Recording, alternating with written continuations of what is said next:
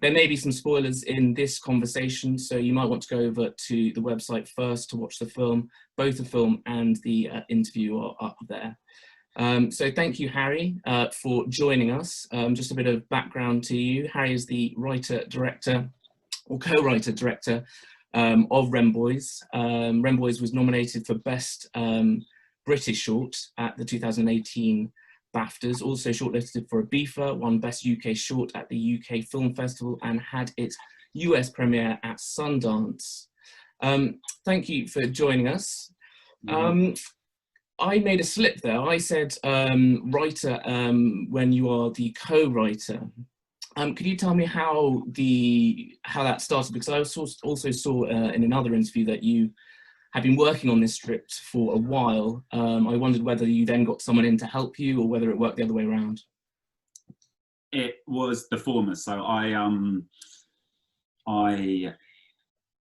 well, Wren Boys was made through a scheme called Film London Calling, which was a short film scheme funded by the BFI, which I think is now exists in a different incarnation. But I had the idea for Wren Boys and wrote a draft of it, which I'd say was probably about 60% of what ended up on screen, and then was applying to this film scheme and felt that it'd be good to bring in another writer from Ireland, because while my granddad was Irish and I've got Irish family, I also had never at that point set foot in Ireland. So I thought that if you're trying to create an authentic piece of film about contemporary Ireland, it would be good to collaborate with someone who had that sort of first person experience. And so I brought on a writer called John Fitzpatrick, who had actually written a play about marriage, about gay marriage in particular. So he definitely thematically and experientially had all the kind of assets I was looking for, and yeah, ended up having a very sort of fluid writing process where I would write a draft and then he would come back with notes and suggestions, and we worked that way up until the shoot.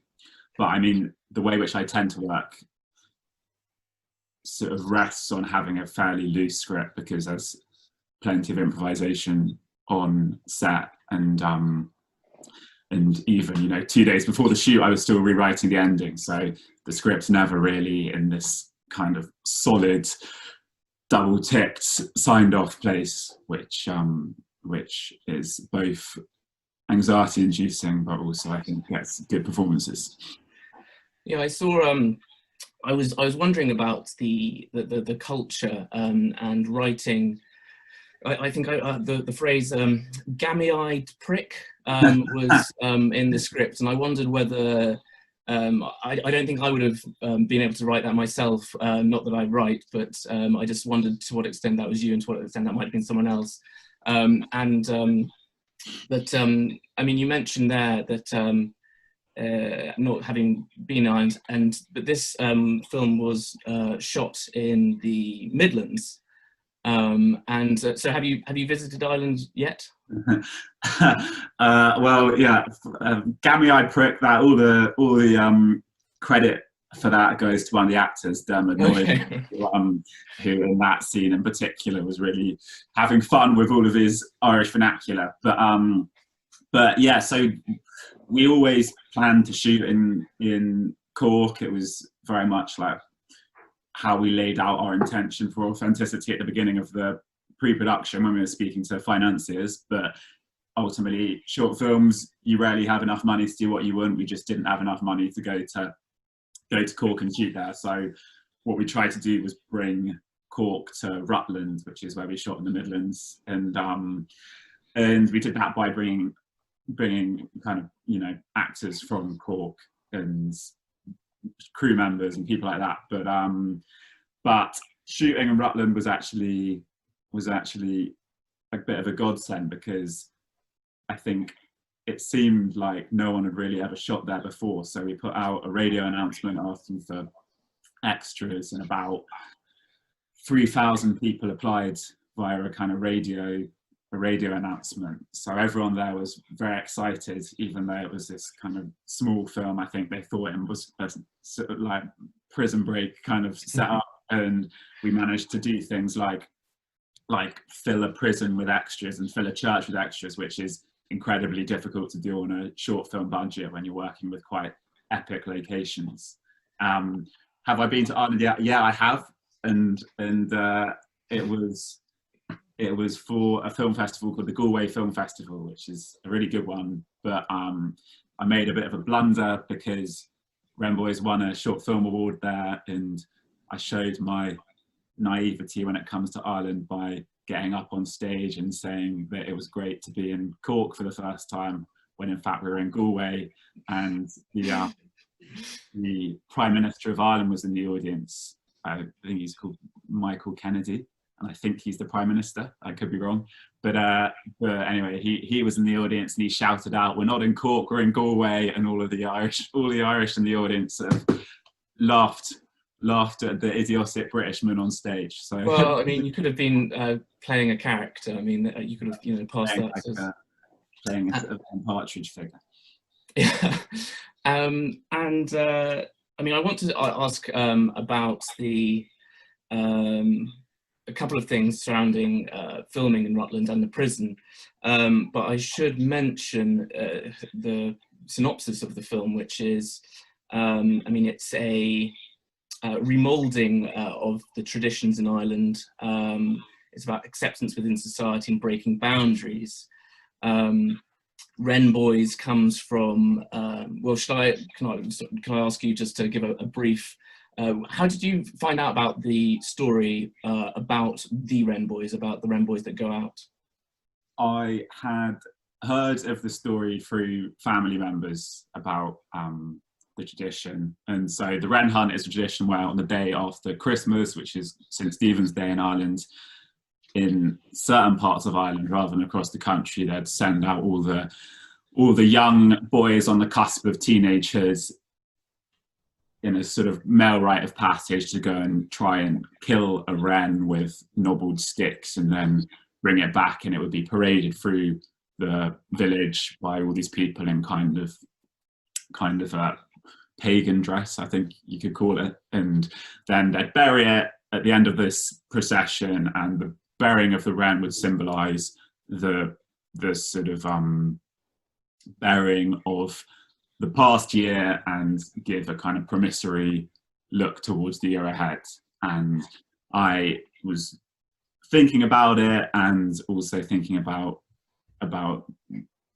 the real critical look at other traditions in contemporary Ireland, like the fast popular shift in attitudes towards marriage and gay marriage, and I kind of saw a parallel there, so thought it would be interesting to explore the way in which people can hold on to certain parts of tradition which they find an affinity with, and then discard the bits which no longer match with contemporary mores. And it doesn't necessarily need to be a black or white, I'm with this tradition, I'm against this tradition attitude.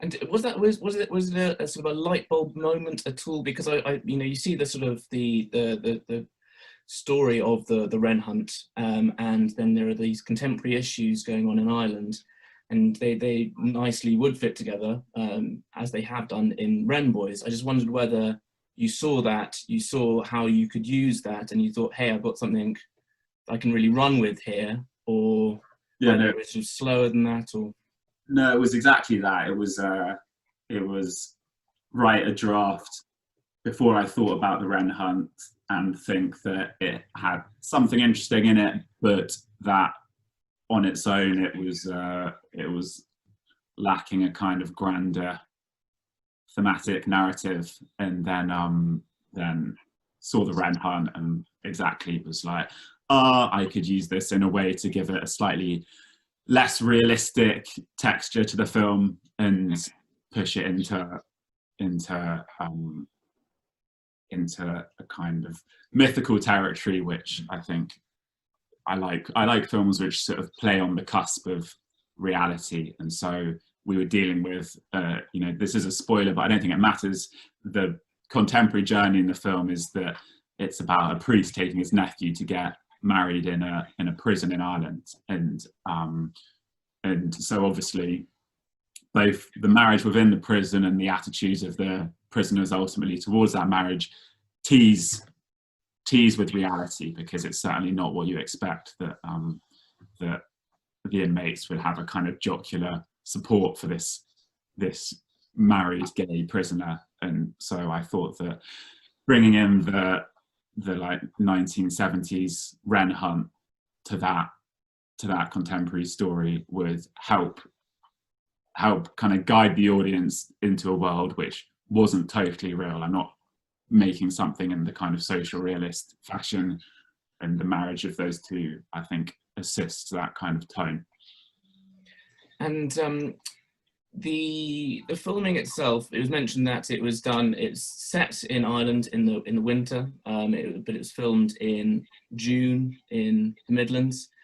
And you mentioned that's one of the challenges. I don't know whether there's anything you can say about the sort of how you technically overcame those issues, and whether, Rosie, I don't know whether you sort of saw it, whether you, I mean, I imagine you were transported to the winter in Ireland, and now that you realise that it was, or after realising that it was set elsewhere, can you see how that was pulled out, or how that was made out, rather? Yeah, I mean, I didn't know. I didn't know. So you did a very good job of it. Thank you very much, Rose. There's a couple of places where it still bugs me because it's a real giveaway. So, for instance, there's one wide shot of a car moving down a field, and I think it's the kind of title shot. And clearly there's like a maize crop, like a green maize crop in the field. So that was rubbish. What we did was, well, one way of potentially, people often shoot day for night, and I've done that, and that's quite simple. Shooting summer for winter is actually pretty tricky and very costly if you don't have an enormous budget. So the most common way of getting around it is with VFX, and you can paint in snow onto landscapes and do, if you have enough money, you can do whatever you like nowadays. But we didn't have that money, so we tried to use small things like the opening shot is of the kind of shot tight on a 11-year-old Wren boy, and we used like fake mist spray to give that like initial impression of colds, and we shot in a pine wood, so it would be evergreen. You wouldn't have to worry about the like greenery of those trees. And then I think that a certain amount of like tinsel and baubles in a prison will like give anyone that Christmas feeling, whether or not it's 32 degrees outside the window. So it was little things like that. And when I saw the prison, I automatically started thinking, how does someone get to shoot in a prison? And is it just about budget? Are there permission? I mean, how extensive is the process of trying to? I mean, I've visited prisons myself, but I just couldn't imagine the bureaucracy involved in trying to get that to happen. Well, shooting in an active prison, I imagine, is a different kind of bureaucratic obstacle. This wasn't an active prison, and I know that people do occasionally shoot in active prisons, but it's pretty rare. I think that usually, even to shoot in an old prison costs £4,000 a day. That's what we were quoted. So it's like only for big budget TV shows and films. But after, we like looked for a prison for months, and we kept being shown these sort of institutional schools and things like that, which didn't really create that impression of a prison. And then we decided that we'd do whatever we could to find a prison and then base the entire shoot around that location. So find all the other locations within 2 kilometers of the prison, and we chanced upon this one in Rutland, which had been abandoned after like a deliberately started fire by the inmates in a riot. I think it was abandoned in like the early 2000s, and it's now used as a I think it's like an advanced form of paintball. I can't remember what the name of it is, but it's used as like a paintball arena. And they said that they didn't have anyone who'd booked in to do paintball that weekend, so we were able to use it for, I think we got 2 days or a day and a half. And actually they were amazing because it was being used as a paintball place. They didn't mind what redecoration we did. They didn't care about, because it was just going to get ruined again. So we got to like plaster the entire inside of the walls and then repaint it whatever color palette we wanted. And it was kind of a godsend. And actually we then, things did fall into place. So within 500 meters of the prison, basically, we did find every other location we've been looking for, despite the fact that I think when you're in pre-production, it's quite easy to pick your perfect locations and think, well, the whole crew would just have to go overnight from Brighton to the Midlands because I want to shoot in this one field with a viaduct in the background. And actually what I learned from this was just, make your locations work and use the time which you have in that location as the asset, rather than cutting time to get like a pretty shot of a very specific location. And I want to ask one more question based on what you said in this interview, and then I don't want to hog the whole conversation. So Rosie, if you have anything after, but you mentioned that the script was sort of coming. You were still writing the end scenes, sort of right towards the end, and the end scene is something that could sort of tie off. It sort of brings the narrative back to the beginning. It makes it full and circular to a certain extent. Had you envisaged this the story without that end scene to begin with then? No, I had. Well, as soon as I came up with the idea of using the Wren hunt, so as soon as that idea came, then I always imagined it would be a book frame, a book, whatever, what's the word? A book frame. It would be bookended. Exactly, bookended. And then some of my ideas for the bookends, I think, were like pushing towards something a bit less melodramatic, perhaps.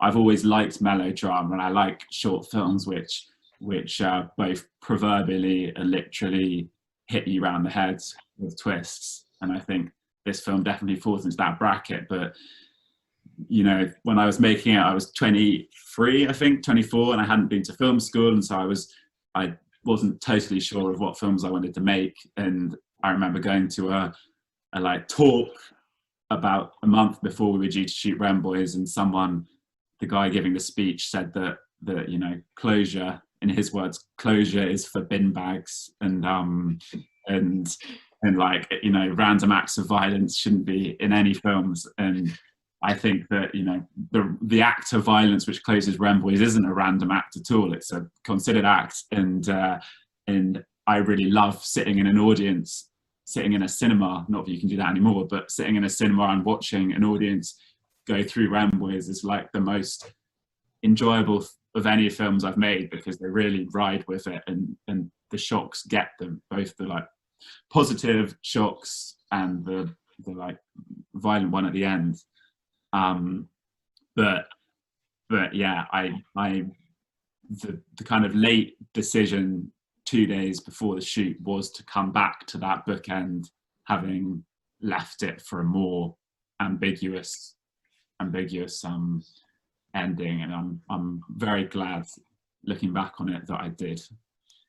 Yeah, closure is for bin bags. I mean, I like twists. I like the completeness, as I mentioned, I think previously to you. Do you think, are you at all more agreeing with that now? The closure is for bin bags. Yeah. No, I think that I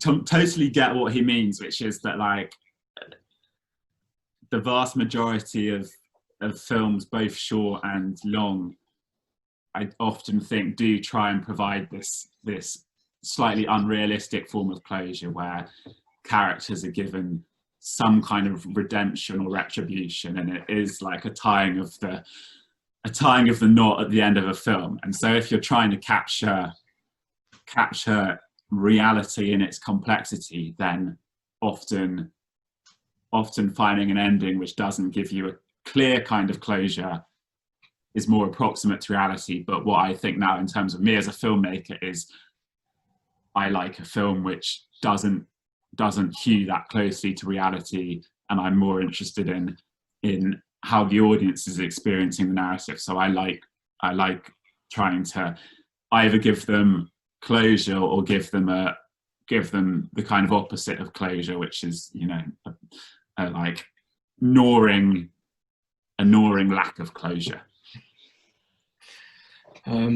Thank you. And which of your I have out of your other films, sorry, Rose, I will shut up in just 1 second. Which of the other films have you left that gnawing lack of closure, or are you yet to do that? I actually think that well, certainly I made a film, well, you know, talking about co-writing, I made a film last year with 2 other directors and like 5 co-writers, called Pompeii. So I wouldn't necessarily say that it was like my decision to have a lack of closure, but it was something I was on board with, and that definitely ends on a more ambiguous note with, I mean, you can watch the film online, but you're left with the character essentially playing over what's happened in his night and contemplating whether his actions or the actions of the guy he loves are more kind of terrible. And so that definitely was heading towards the opposite direction. But you know what, I think it's an interesting film, that, and it's formally interesting, but certainly audiences don't enjoy it as much as Wren Boys when they're sitting through it. So having seen both those two in the cinema, it pushes me back towards a Wren Boys kind of ending. Oh, great. So Rose, do you have, as a result of what we said there, or anything else? Yeah, maybe just a couple of like more practical sort of questions, maybe, you know, for people who are also making shorts. Did you have funding in place before you wrote the first draft, or was it something you wrote and then went to seek funding for? No, definitely didn't have funding in place. It was a case of writing it and then submitting it to the Film London scheme, and that scheme works a bit like the X Factor. So I think it starts with like 4,000 script applications, and then they narrow it down to 60. And as soon as they get narrowed down to 60, you have to start explaining to them how you're going to fund it. So we had to budget it and started looking at all these other places you could get funding. Applied to a bunch of, they're called BAFTA vision producers, I think. They're like producers who have a small pot of money to give to short films so they can work with filmmakers towards a feature. And we kind of incrementally grew the funds that way. And the final film ended up being, I think, £16,000.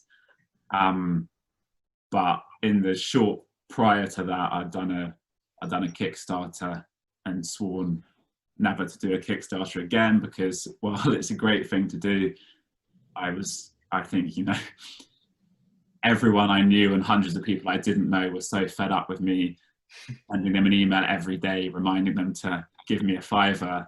And I think a Kickstarter is a great thing to do if you're willing to be like relentless in your pursuit of money for 2 months and just not care if people say, sorry mate, can you fuck off?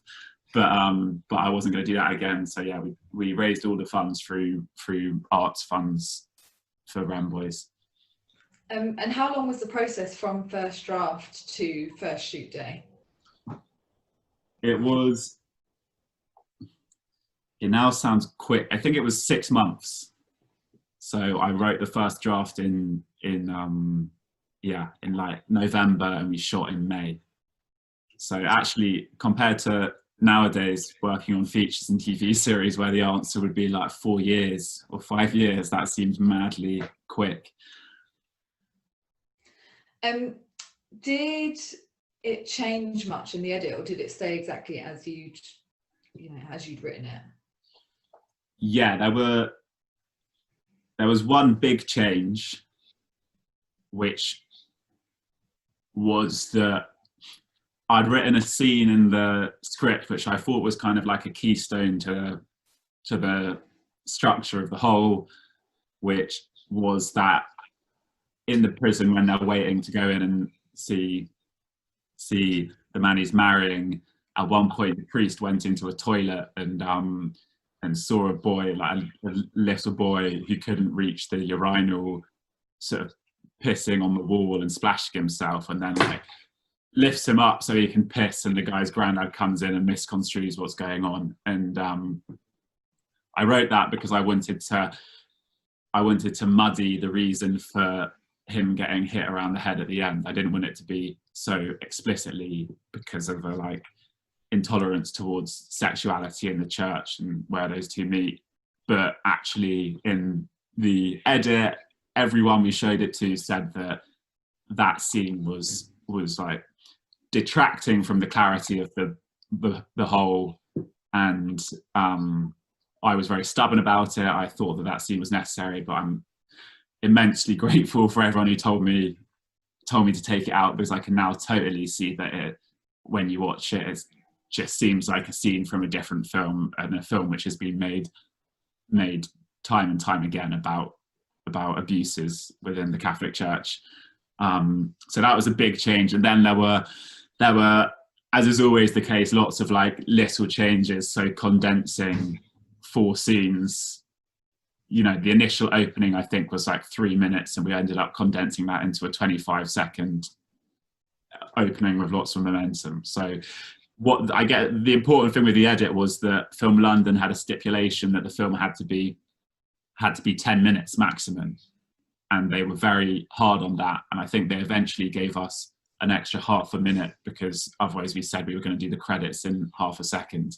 But being forced to get the film down to that length was very painful, but actually great, because if I now look at other short films which I've made, particularly my first one, I can see a 10-minute short in there, which would have been really good, much better than the 20-minute short which I ended up submitting to festivals. And I think that pragmatically, the reason most people make shorts is for them to have a good festival run and enable them to push on and make bigger projects and hopefully get a career out of it. And if you want your film to have a good festival run, you need it to be under 15 minutes. And ideally you want it to be around 10 minutes. It just increases its chance exponentially of playing it anywhere with, any of those big festivals. So my main advice whenever I speak to someone making a short is just like, don't make that 17-minute short, which everyone makes,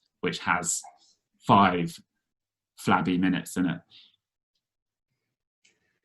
It's good advice. Another question just about casting. Did you have any actors in mind before you started, or did you just go in and cut, audition a load of people?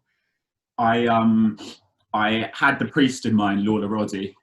I'd seen him in a play and thought he was amazing, and my main kind of remit when I was casting for the priest was that I didn't want him to look like Brendan Gleeson, because I think that that's what most people associate with Irish priest on film. And so Lawler was like, a skinny, rail thin, different looking kind of priest, and he's also an incredible actor. His face is so captivating. And then the two young guys, yeah, that was all thanks to our casting director Laura Manwaring, who brought in about 50 Irish actors, and we auditioned them for a traditional path. Cool. I mean, yeah, the questions I have of what are you doing next? Are you working on anything now? I am working on a TV series with BBC Three, which I'm actually, my deadline is Christmas, so I'm doing that at the moment, but it's exciting. I don't think I can say what that's about, sadly. And then I am doing my first feature with a company called Element, and that is set within the world of sumo wrestling.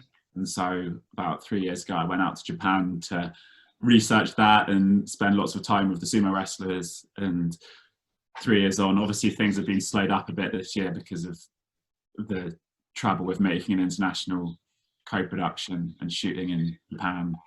It's just not very COVID friendly, the idea, but I'm hoping that next year that's gonna kind of get going. And by the end of next year, yeah, the aim is to have shot my first long form project. Great. Thank you, Harry. Before we let you go, I just have one other question, because you mentioned the Kickstarter, and I wasn't really going to mention it unless you brought it up. But I found the Kickstarter. It's a very funny promo video that you've got for that as well. And one of the, I just imagine it's very hard to find funding for people trying to create anything. And so Kickstarter is obviously one of the options. I see that, and you succeeded, you did well, and you sort of added a stretch target as well. But one of your rewards was to, I think, offer the guys who are making your film to sort of look over or help other people with something that they were doing, a 3-minute. I wondered whether anyone did take you up on that, or whether they pledged just to help you, and whether you sort of learned anything from, because I saw that 6 people pledged on that, and I wondered whether then you have been helping 6 people with their projects. Yeah, in retrospect, that was a dangerous thing to do, because it's both a lot of work and quite a lot of money to make what I imagine would be like 3-minute shorts. But I think 3 people took me up on it, and they were all people with businesses who wanted a short promo video for the business, and I made them, and they at least pretended to be happy with what I did. But I'm not sure, you know, now that some of my friends work in advertising and making short content for companies, and I see what they did, I think that the people who funded my film might feel slightly mugged off by the end product, which I returned to them. But I did it, and I went along, and yeah, it was a very good way to get the big pledges. Though, if you have the facility to make those videos for people, I think it's the best way to get the big pledges, because people will pay $1,000 for a like 1-minute company reel or something like that. So I would yeah, definitely recommend people trying to raise money for a Kickstarter to offer more than just a ticket to the screening of the film, if they want to get the lump sums. And it's the lump sums which mean that you can push past your target, even though it's very nice for all the people who give a $5. That's not what enables you to get to like 6K. I didn't find anyway when I was doing it. Thank you. Yeah, that's Sunday morning coming down. That's right. Yeah, in case people want to go check it out and try and emulate what you've done. Thank you, Harry. Thank you for spending the time speaking to us. Just a reminder for the people viewing on Facebook Live that the film is available to watch at the website on camberwellarts.org.uk/CFFF, and it's available for the next 2 days. So thank you, Rosie, and thank you to Harry for speaking with us.